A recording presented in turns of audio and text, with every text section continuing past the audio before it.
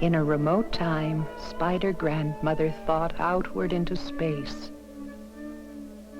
She thought and breathed and sang and spun the world into existence.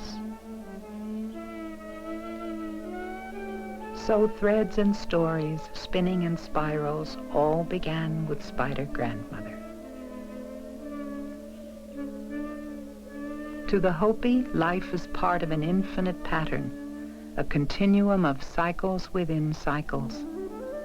The spinning of the planets reflects the cycle of the seasons, and the circular journey of human life mirrors this larger pattern. The Hopi believe they emerged from below into this world after 3 prior worlds had begun and ended. This is the story of their 4th world.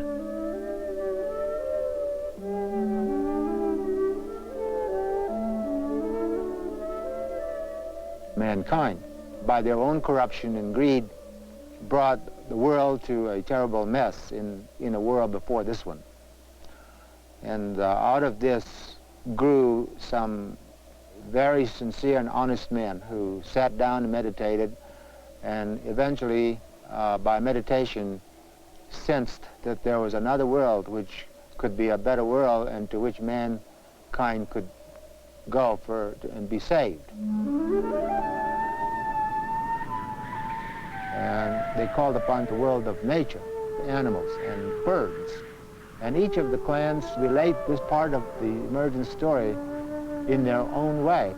And with the Eagle clan, naturally, it was the eagle that flew into the sky, and then they would ask him what he could tell them about the world up there. And so when he landed, the eagle related that he had found life up there. And this is the Hopi story about the emergence. The Hopi look to nature for knowledge to gain a better world, while the Western mind looks to science in the search for a new perspective on life. And I'm sure that Hopis, even though they are awed by technology and the things that it does, they're not necessarily surprised by it. And so when I watched that television program in 1969, it was a grand show when the men landed on the moon.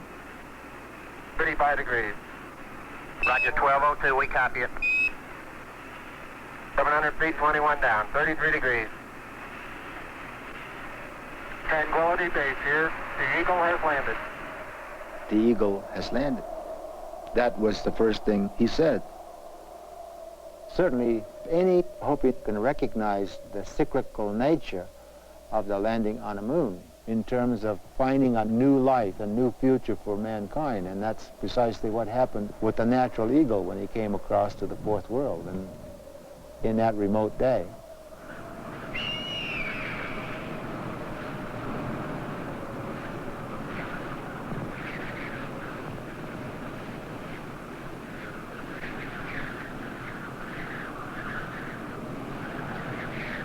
Pama happy panta, hopi put happy kushuna kapat pu happy me. Yanta enangame, yanta happy pabam himume. Tiwat ak katune kanamin yasa basuwiwa. Pai paman hikata, pampai ni tiuta. Yanta happy yaw iime. Nik uwi kapebe o nakait happy yanta kat. Tuf, ak katune kanawag ne. Yeah.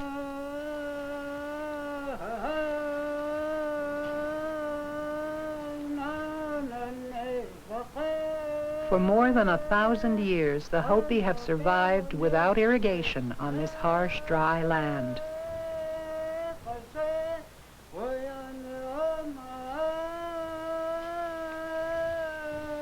We have a commitment to raise the corn.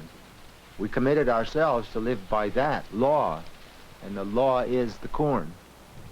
To the Hopi, the seasonal cycle of corn mirrors the human journey we all share, a pattern made visible in their fields.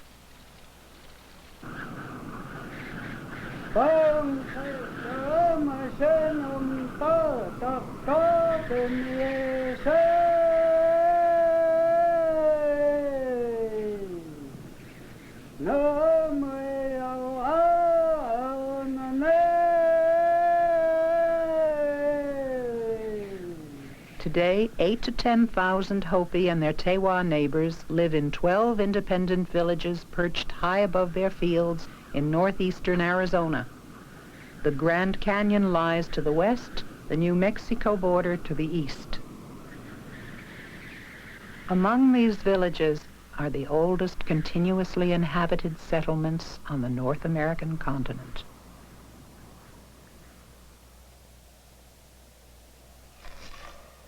Since the Spanish discovered their villages in 1540, the Hopis have resisted religious conversion, but have chosen to use some new tools of technology.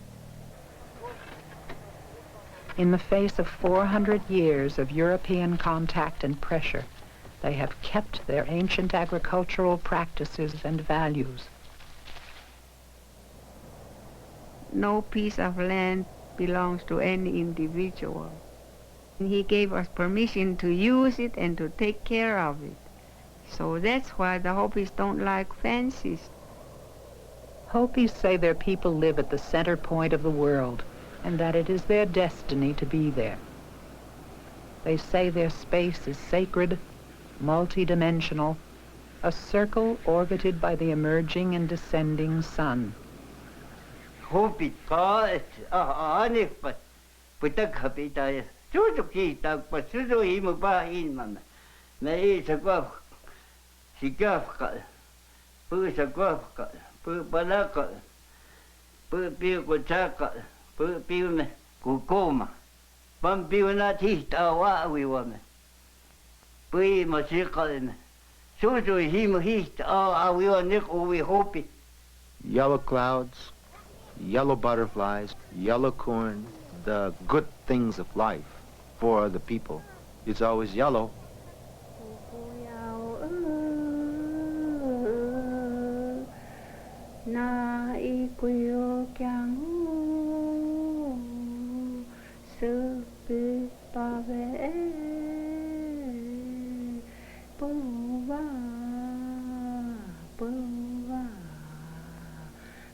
Hopi corn, that's one kind of Hopi blue.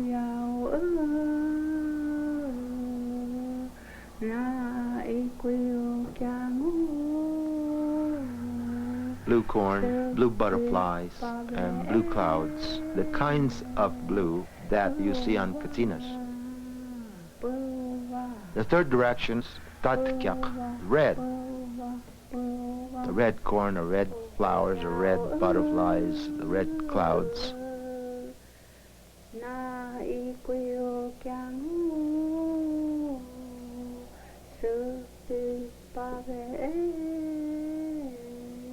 And the fourth is white, which is hopak.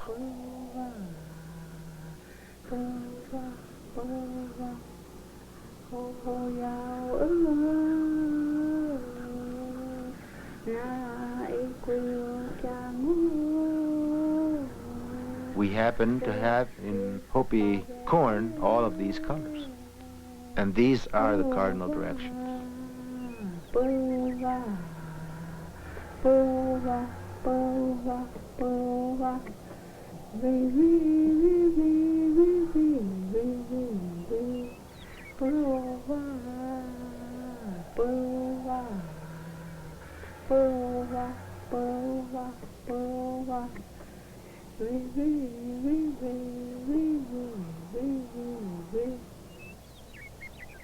The Hopi They go by the positions of the sun on the horizon. That very point there is the time for planting certain seeds. In the morning, I get up, you see, to watch the sun rises. I keep track of all this here, when certain things happening. And I also put down up on the horizon, the line in here, the line up on the eastern horizon. I regard that as a record, what has been done, from day to day, from day to day. It teaches you how to observe and have your mind and heart on your field and watermelons and beans and corn, because that's where our roots is. We are rooted into our cornfields.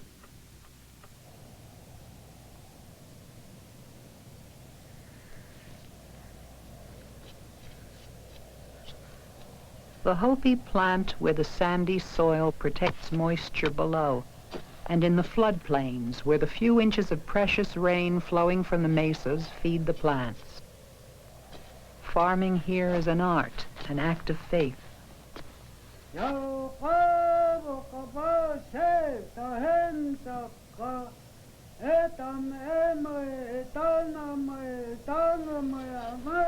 The working of the corn is a very sacred thing. Because there's no irrigation, it's conscious preservation of every drop of moisture in the ground. And so when a Hopi farmer comes to plant, he has to push this dry surface away. And eventually he gets down to the moist dirt. And then into this soft place, he puts the seed.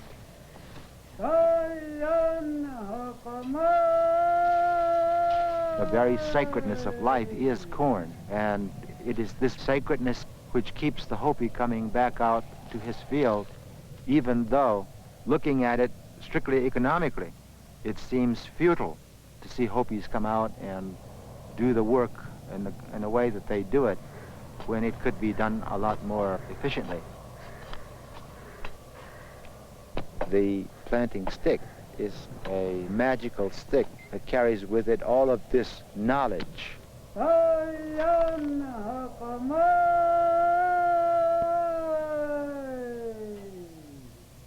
The corn, when it's placed in Mother Earth, in its womb, is born by emerging out of the ground. And it is treated as a newborn with all the loving care and all of the right attitude and cheerfulness that the person is capable of bringing. I mean, you think that talking to plants was some new idea. The Hopis have always done it.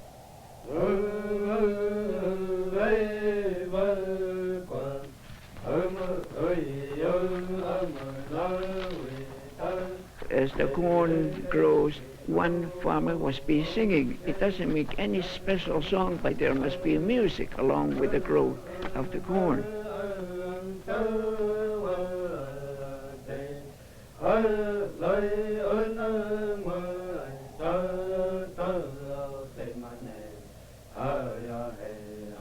We emerged in this world the same way as the corn emerges. After a while, it gets to the point where the leaves, out of their weight, fall back to the ground as though for support. We lean on Mother Earth for support.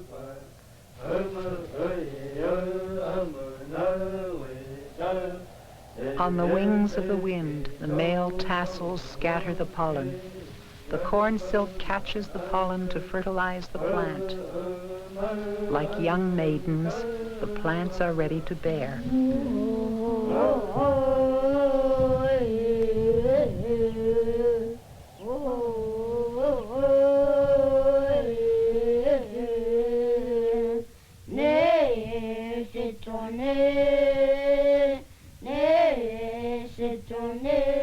The girls, they used to go out to the edge of the village after the dance, in the evening.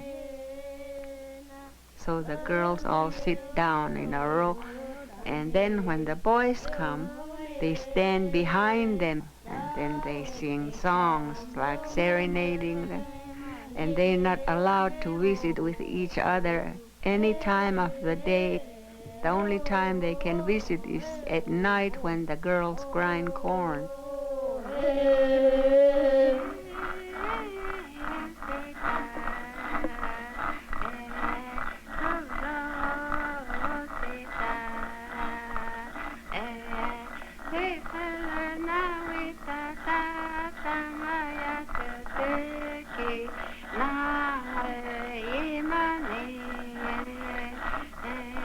Their door is latched and the mother sees that no one comes in.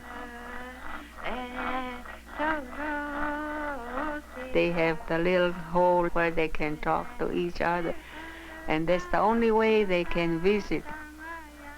If a boy is whispering from outside and the girl doesn't want to talk to him, she doesn't stop grinding. She usually knows when the right one comes, you know. And she might stop grinding and talk to him. And of course, the first time the mother knows that she isn't grinding, she gets up and goes and investigates and asks her who is the boy. And she'll tell him, and if she doesn't approve, then she said not to talk to him. If it's the boy that she approves of, she lets her visit with him.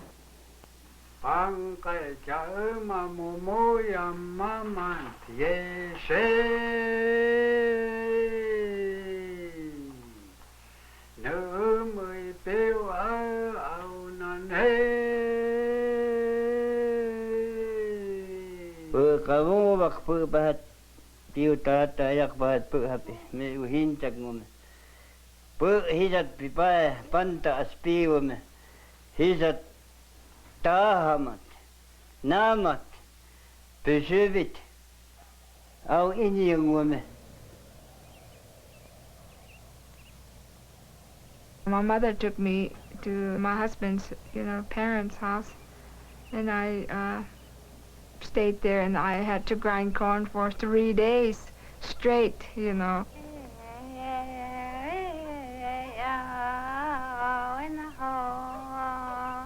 There's a lot of women that help the bride prepare the cornmeal for the feast, and it's hard work. A lot of ladies and men would come to the feast.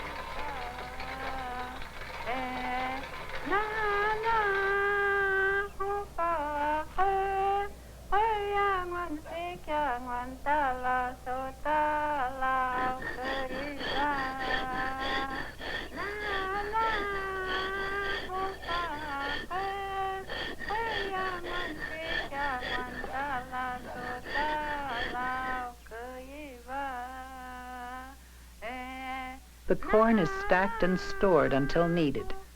Then the moist blue corn is ground and mounded in bowls, pottery jars, and metal tubs. Many Hopi foods are made with blue cornmeal, but piki is special to Hopi.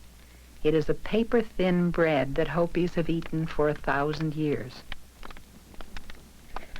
When you make piki, you have the blue cornmeal and the ashes. If I just put a little bit on it, and that will color the whole batter. This is our bread.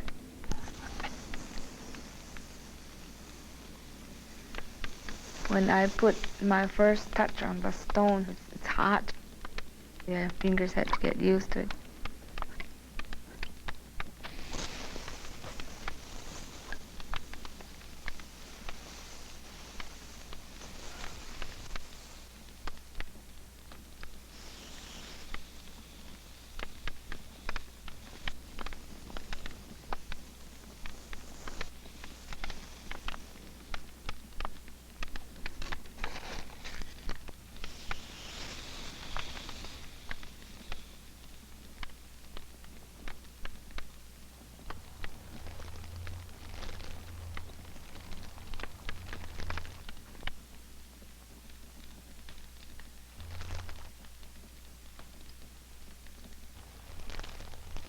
Making piki is a part of daily life as well as a necessary preparation for a birth, a wedding, or a ceremonial.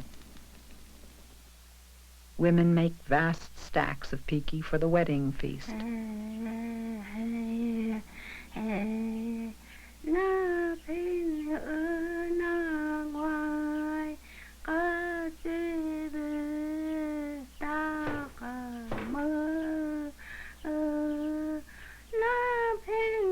The wedding preparations continue as the groom's father or clan uncles weave the bridal robes, and the bride's mother and family make a special basket for the groom.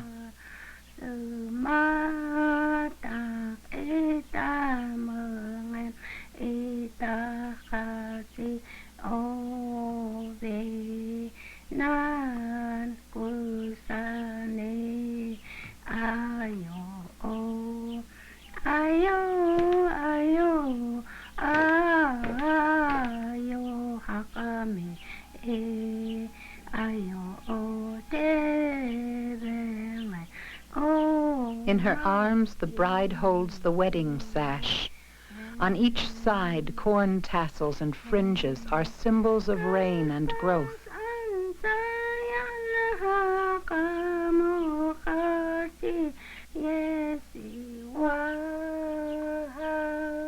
The red dots above the tassel at the base of her gown symbolize the months of blood that nourish the embryo. The red rings and threads encircling the tassels are the veins in the uterus that feed the child. The eagle feathers are a joyful prayer for the child's life on this earth.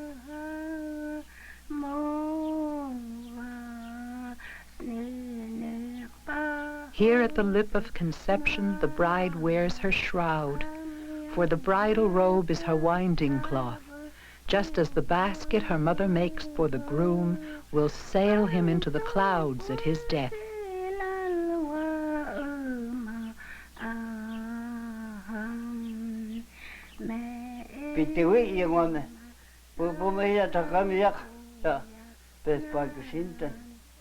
Nek opan nek ita iti hintot jakam kiwa pehakim iti alalwang.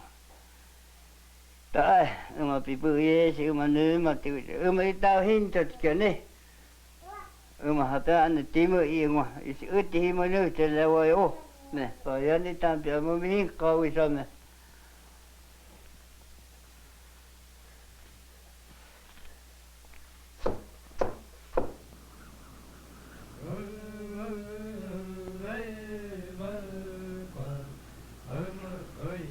A bride. Like the cornstalk, she carries the capacity for bearing children. She carries the future. The corn plant is like the human body, a body in which life resides. The ears are the children of the stalk, just like children are offspring of men and women. Mother corn is a perfect ear of corn, which survives the profane world of insects and bugs and crows and turns up with kernels all the way to its end. This corn plays a significant role as the mother as you go from one phase of life to the next phase. When a child is born, it is cared for by its mother and aunts in a darkened room for 20 days.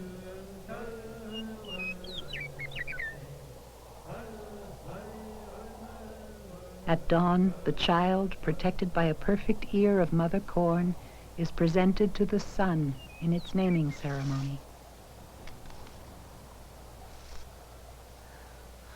A pinch of fine white cornmeal is put into the baby's mouth.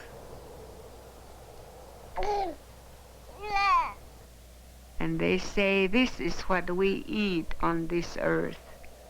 And so you eat that too. You have come to the earth to eat this kind of food. That's what they tell the baby. May you live free from pain, and may you live long and go to sleep from old age.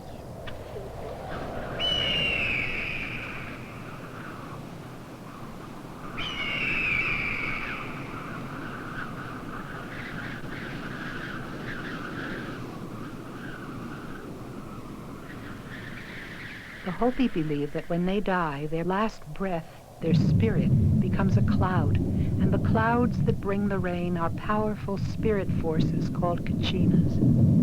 Kachinas become clouds. They travel. They have this power to make life.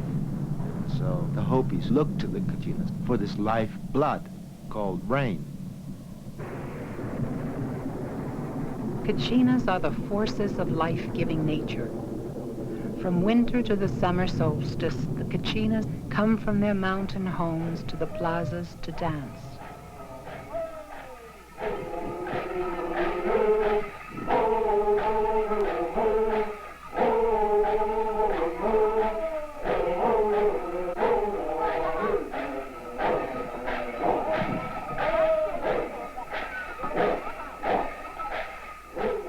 Kachinas help the people prepare for the time of planting, a preparation that takes place first in the hearts and minds of the people. Be faithful, keep your thoughts happy, so that your crops will emerge straight and tall. For the Hopi, thoughts and prayers, wishes and feelings all affect the balance of the world around them.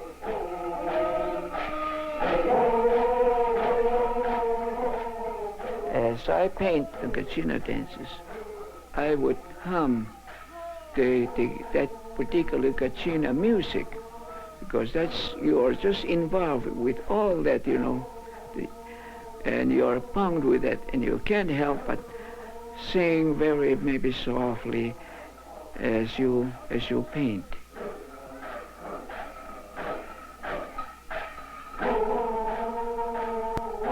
I got started painting when I was at Santa Fe.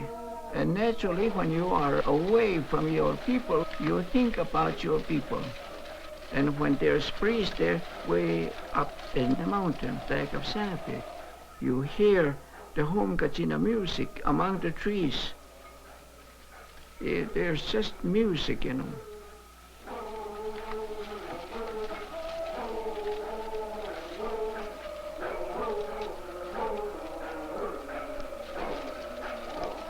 And it's the music that inspires you to start painting.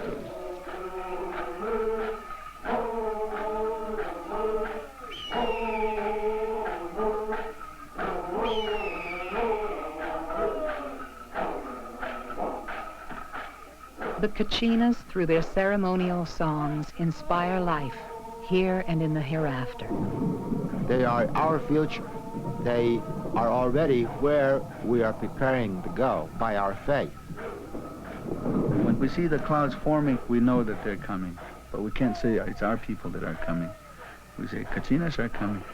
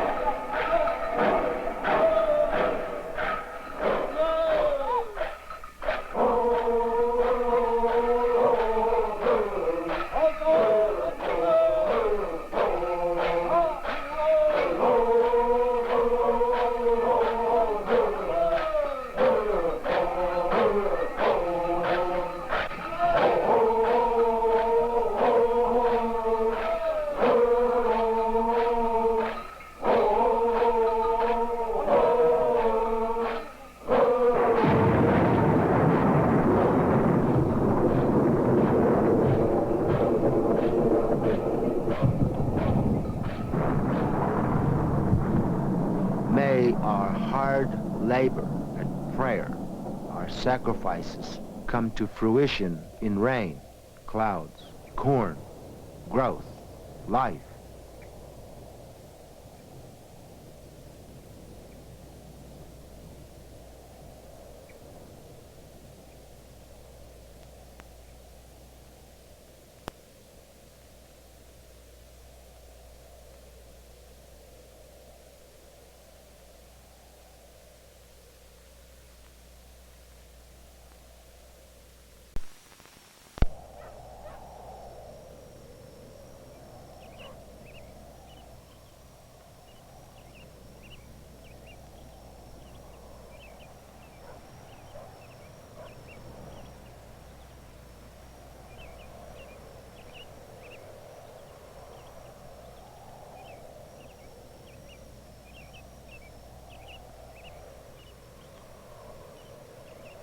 The Hopi art is very spiritually entwined.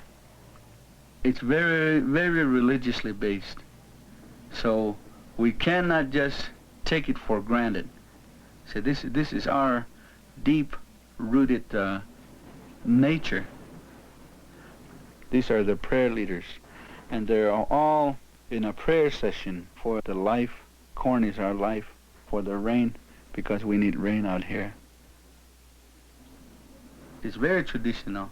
My uncles, my forefathers, they say, this is the way it's done, keep it up, teach your younger ones, so that they will carry this on forward. When you have that art in your hands, the talent in your hands, that will always carry forward.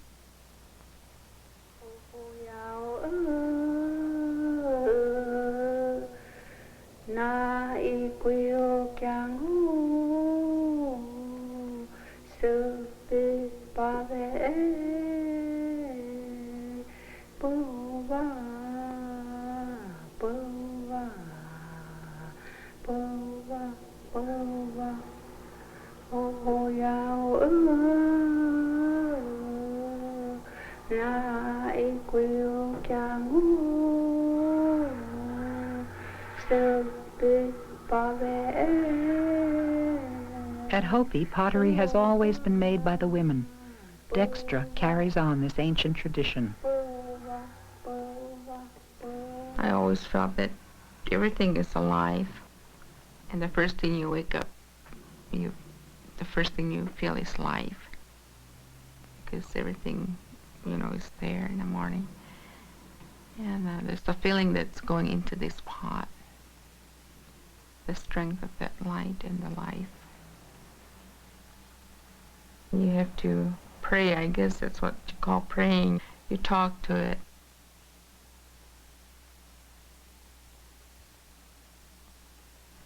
I do a lot of early walks and just go out there and sit and look around. You have just a real good feeling, Even all those rocks, there's a lot of rocks out there. They all seem to be in their own places, and you just really sense a lot of things out there. And it does a lot of good for me. Feel good, when you get back, do your work again.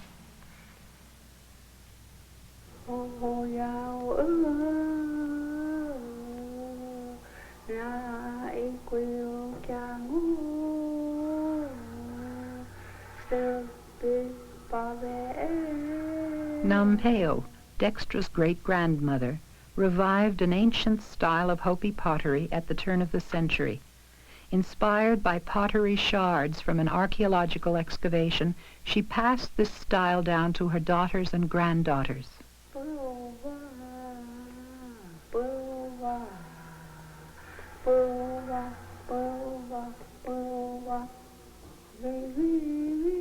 My mother, she's a potter. I asked her if she could let me design her pot. She said, well, yeah, you can paint my pot. I went ahead and designed it for her. I guess I did pretty good. It just passed on. When I started doing my own, it was kind of hard because I couldn't do what I want to. My mother had set her mind on carrying the tradition. She felt that I shouldn't get away from it. But there was something lacking to me. I wasn't getting anything out of it. I didn't feel anything. I was just weighted down. So I went ahead and did my own ideas and my pots. And it's mostly by what I feel.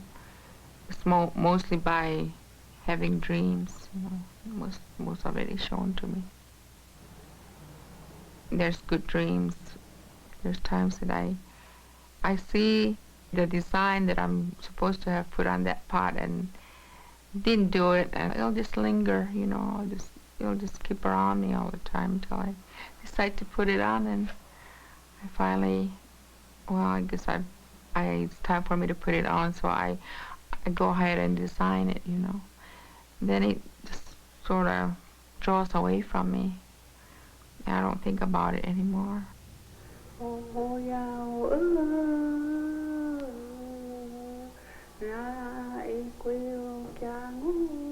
I was trying to make a pattern, trying to get the people together somehow. I have all these patterns with all different pottery shards. That's how we are right now. We're all broken up.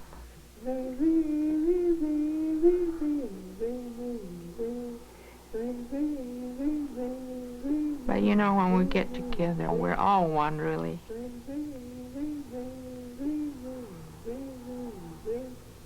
To me, everything's alive. Has their own spirit, and just being thankful for what you can do, what you can see, and what you can hear and smell, and everything that has to do with feeling goes into the pot. Dextra's pot tells the story of her people's emergence from a former world. On either side of the opening, hands emerge at the rim, where they become wings to soar above. Like a womb, the pot protects and holds the precious blue seeds. Only women may care for the seeds. In Hopi's song, one word, poshumi, links both corn seeds and young women who can bear children.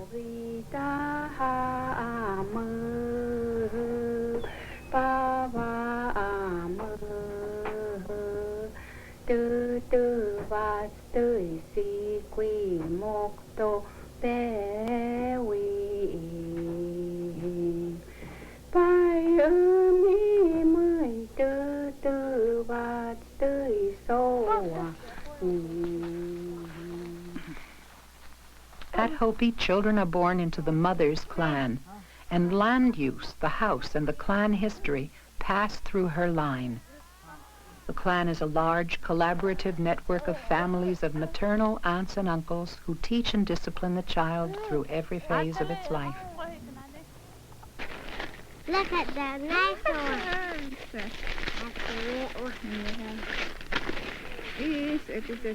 The Hopi world is a world where cooperation is very important for survival as against competition.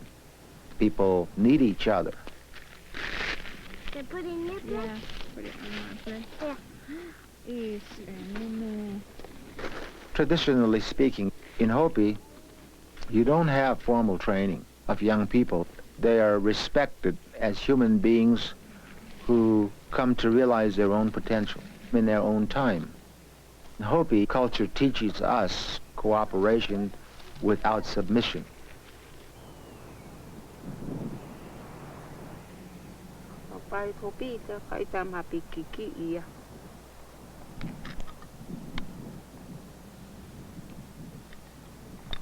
These are minis.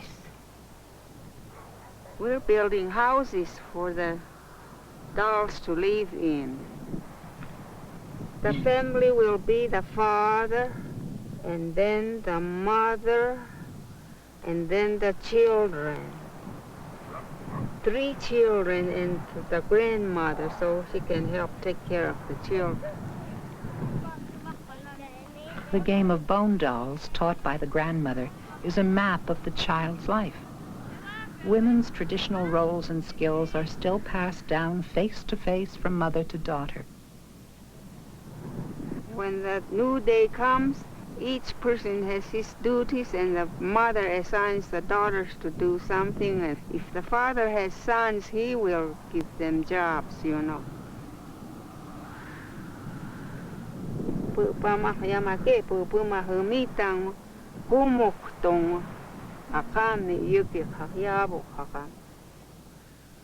call these the grinding stones here. You should start right now, so we will have plenty of time to grind a lot of corn. It's a girls' game. Of course, it gets so interesting that sometimes boys come around and watch, you know.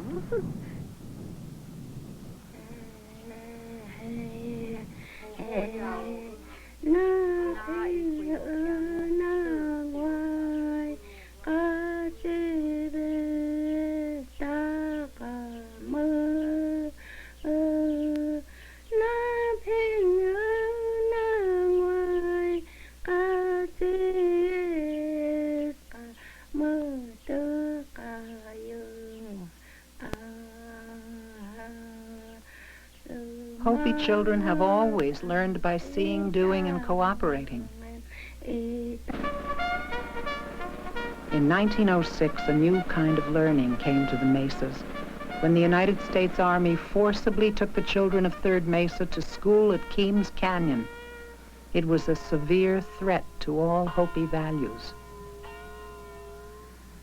The Army, they came, they surrounded the camp, you know, before dawn while it was dark, so nobody would get out, you know.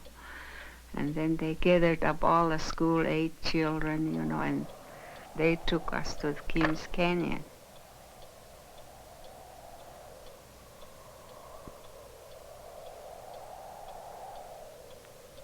It was a long journey, and we got there at night, you know, and one thing I remember clearly was that about the electric lights, they had electric lights at that time, you know, and it was something wonderful to see. We came in the dark, and there were lights all along the streets, you know.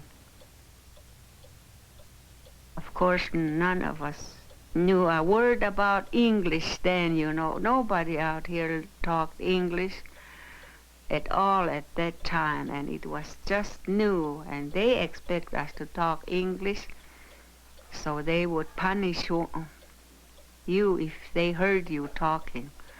So we just didn't talk. I like to learn. I mean, I'm very ambitious, you know. I like to try something, you know, new. So when I got over my homesickness, I was really ready to learn. And so I learned pretty fast. And we had by that time learned to read simple books. And what we read in the book, we talk about it, you know, and we make believe that we were Anglo women with children. So her name was Mrs. Judson, and mine was Mrs. Holmes, and we'd visit together and talk English, practicing, and then we'd write notes, letters to each other.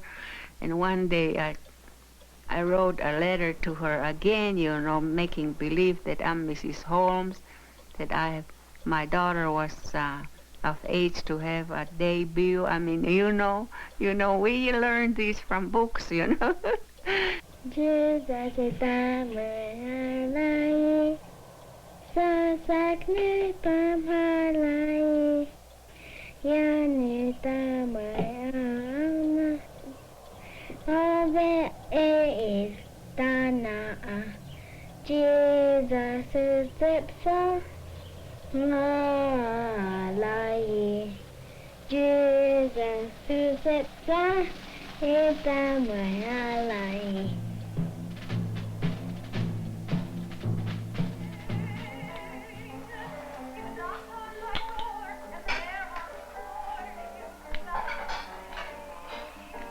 Federal government policy in educating Hopi children was to assimilate them.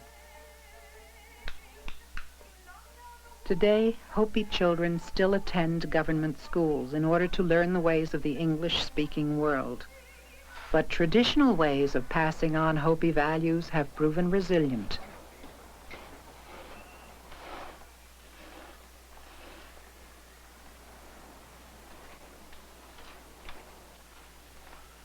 We have encountered a lot of difficulties and a lot of new changes, and the ways today that we live is pretty fast for us. Going by us 90 miles an hour, and Hopi is still trying to go at snail's pace. So we're just moving slow,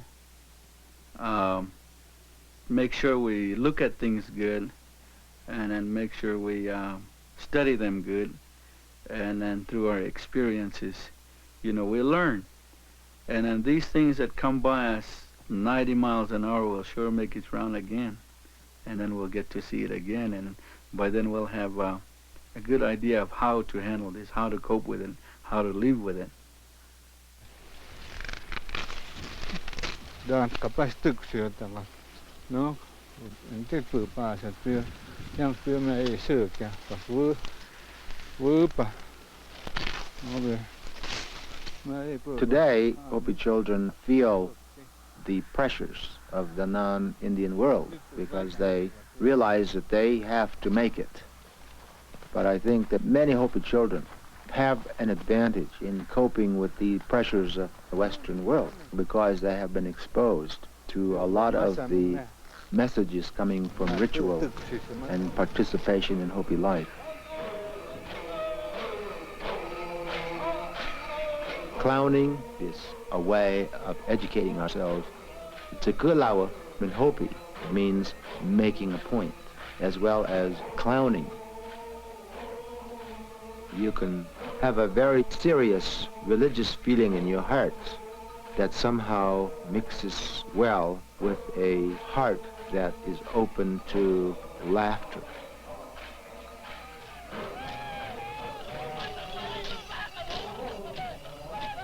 The clown chief causes all of his clown followers to come over the housetop and give a clown call. When they announce themselves, of course, and they work out a way to get down to the ground level where the Kachinas are dancing. How they choose to go down there usually works out as the most difficult way to do it. Clowns never seem to find an easier way. There's a saying that men who live their daily lives as though they were very serious and very dignified make the best clowns because they suddenly discover themselves when they get out to the plaza.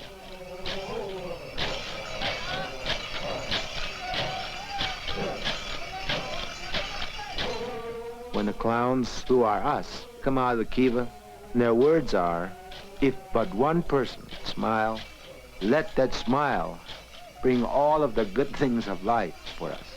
The rain, prosperity, long life, the fulfillment for each person. So a smile is sacred.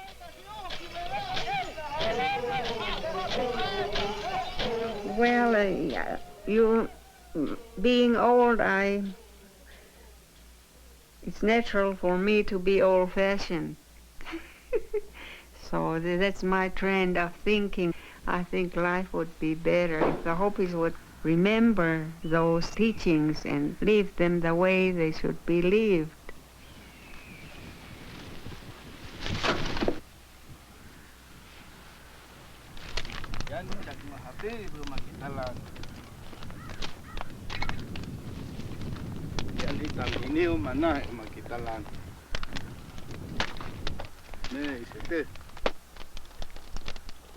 When the sweet corn is ready to bake, then they invite all the friends, and a man who keeps up the fire stays there all day long keeping up the fire, you know.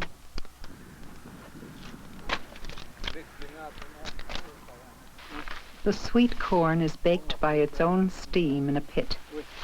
2 ears, representing mother and father corn, are wrapped in wild herbs and offered to the spirits of the 6 directions. The first ear is thrown into the bottom of the pit, and the corn is heaped upon it. Okay.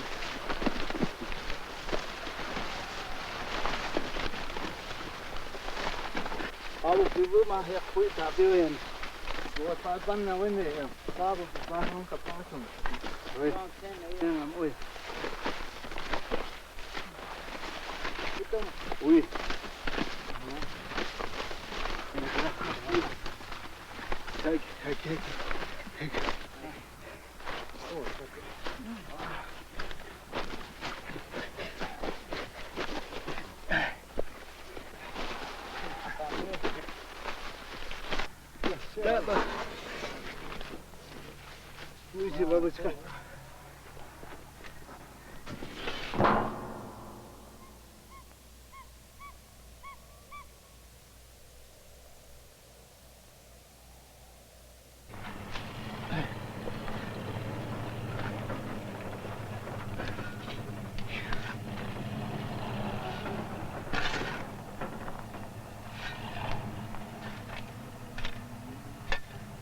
And early in the morning, the same one who was keeping the fire, he'll go early and open it up, and then he'll invite all the spirits to come and eat first in a loud voice. The spirits from the east come and partake of this corn. That's what he says. One of the prayers in Hopi, especially in this world which is now so harsh, has the new dawn as its symbol. Take the breath of the new dawn and make it a part of you, because it is pure and full of strength.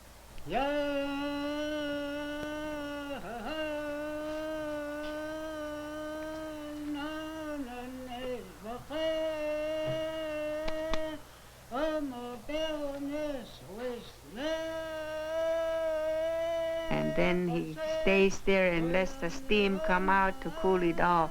And then they take it out and then husk it. This first ear of corn, the father corn, is eaten by all who are there. And it's just very sweet. It's nice, really.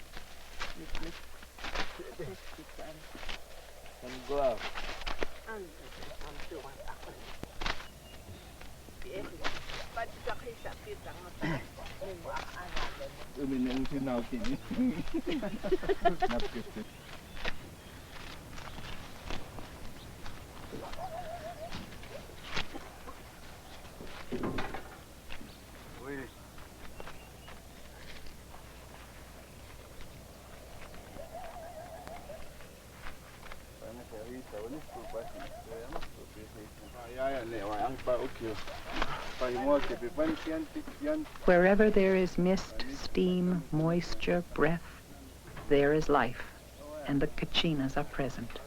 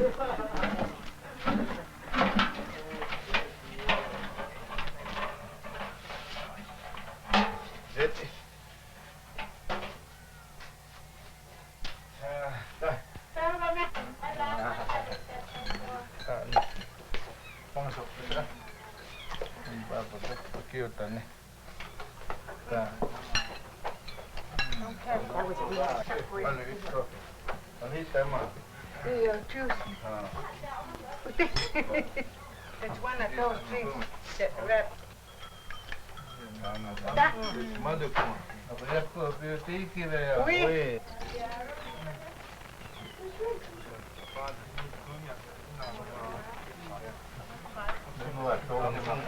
Now, Hopi believe if you want to teach a person the history or the song that is deeply connected to our history, you feed them corn.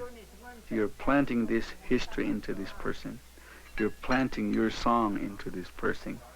That way, that history will grow inside him. Planting is really a life of Hopi.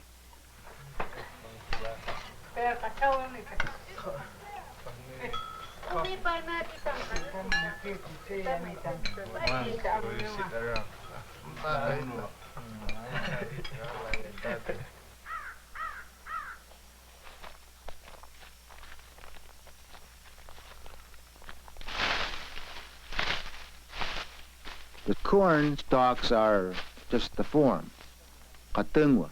And katungwa is also the name for your body. When you die, your spirit leaves the body. What's left is katungwa. That's the thing of this earth. It stays right here and becomes a part of this earth. The Hopi belief is that life goes on, that we go through a life cycle and make a transition into the next life. We're looking with hope to the next world. If you're faithful, you don't just sit back and say, I'm faithful. You are going to have to show industry, generosity, and happiness, and hope. And how do you manifest these things? but that you go out there and you put the seed in the ground because you've got faith that it will endure.